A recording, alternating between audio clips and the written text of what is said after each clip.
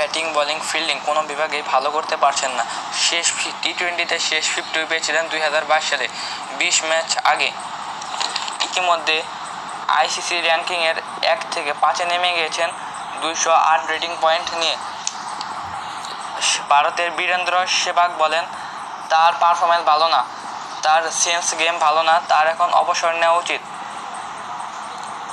সাকিবের bat ball fielding ঝলক না মিললে সে পথেই হাঁটতে হবে। স্রোতের বিপরীতে যে সেহবাগের কথার উত্তর দিতে পারবেন তো বাংলার পোস্টার বয়। অন্যদিকে তামিম ইকবাল সাকিবের পাশে খারাপ সময়ে দাঁড়ালেন, কিন্তু এই সাকিবই তামিমকে বলেছিল তামিম নাকি স্বার্থপর। এ কথা সাকিব বলেছিল, সব রাগ ভুলে অন্যের পাশে যে দাঁড়ায় তাকেই বলা হয় তামিম ইকবাল। লোকে তাকে সেই জন্যই বলা হয় কলিজাওয়ালা খান। সেই বাংলার পোস্টার বয় আবার কি ফিরতে পারবে?